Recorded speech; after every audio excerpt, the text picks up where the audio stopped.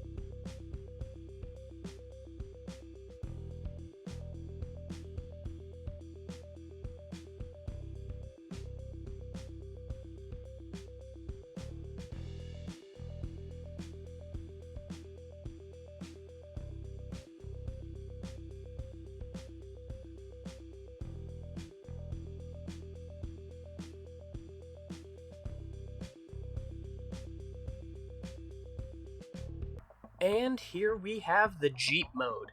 This figure pretty much extends, tucks, and flips into a very nice compact Jeep.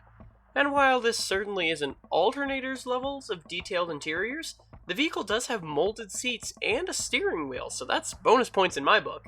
I also love the fact that while you do have to consider it during the transformation, that stock piece that I mentioned in the robot mode can actually be placed onto the back of the buggy, as in tabbed in between his two robot legs, to create ports to put his weapons onto for a sort of weapon platform on the back of the Jeep.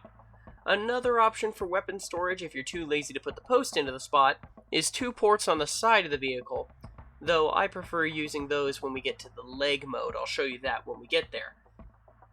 I prefer the weapon platform look for vehicle mode. The extra wheel for this guy also tabs onto the back of the Jeep, and honestly I'm not as mad about this way of adding the spare tire onto the vehicle, since it's entirely optional. If you don't like it, just take it off. The wheels are made of either a hard rubber or a softer plastic, I'm honestly not quite sure. Either way, rolls pretty well. It's also not too bad of a size for a Jeep as well. Once again, here he is with Alternator Swindle, with the Revenge of the Fallen Bruticus Swindle, though why is he a helicopter? Anyways, and Probus. Now then, we've already had one leg formed in this series, so let's go ahead and give Assaultus his other leg.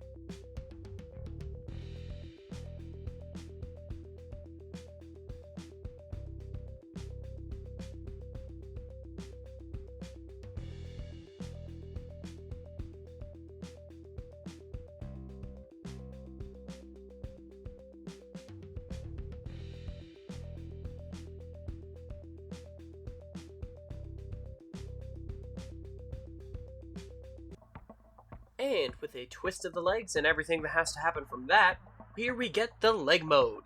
I do like that the back panel unfolds to cover what usually is a terribly looking underside of most car formers, and helps to create a nice solid leg. I love how the hood's attachment of the grill piece just folds back away to reveal the combiner slot. Though, just as a note for when we get to combining everybody, you do have to untab and move the hood out of the way in order to attach him to the knee joint. Just like Probus, the individual ankle pivots combine into a nice, strong ankle pivot for the combine mode, though that pivot may be slightly impeded if you choose to store his weapons where the instructions tell you to for this mode. I'll admit, it's a clean way to keep his weapons with him, but I do prefer posability over weapon storage, and so I can and will throw them back in the box when I choose to display Assaultus as a combined mode. Even so, it's a wonderful leg mode, and since we already have some legs available for us, we can actually do some leg comparisons here. Here's Fraudo next to the Revenge of the Fallen Bruticus Swindle, with Probus, and you know what? Why not? Next to Power of the Primes Headstrong from the Predaking set. Also, just a note here before we move on to the final thoughts. About Probus last week, I did actually discover there is a way to store his weapons on the back of his leg mode. There's a couple holes that are revealed, and you can tab it on in the back. I didn't realize that when I was doing that review. I actually found it as I was posing Probus for size comparisons with Fraudo for this one. So, there you go. Interesting little note. So, all in all, weighing each of the three modes and getting all of that into a neat and tidy score for this bot, I would give him a nice solid 8. I personally prefer Probus as... Between the two of these, I prefer Probus. But I will not deny that Fraudo is still an amazing figure, and maybe even a little bit more of a personality than his brutish brother. If it were just on the character portrayed in these bots, I would give Fraudo highest marks, but as he is, I personally just don't vibe as much with his transformations as I do with Probus. He isn't bad by any means, I just don't vibe with it, if you catch what I'm saying. And if you are considering a masterpiece-styled Swindle, I couldn't recommend this guy any more so. I can't wait to introduce more of this team to you guys. Stay tuned, we will continue this. Okay, closing thoughts for this review. Thank you guys so much for watching. I'm so excited that I have this new camcorder for these videos. I'm still kind of learning how to use it, but I'm hoping that I can start making my videos in a nice, high resolution so that you can capture just as much as I can with these. I'd love to start gunning for this channel to grow and develop into what could be a full-time gig separate from like a job that I work at, but I know that that's a distant dream way far in the future. For now, I'm just going to keep on trucking, and I hope you'll stick around with me. And as I always say to end these things out, have a great rest of your day, everybody. Bye!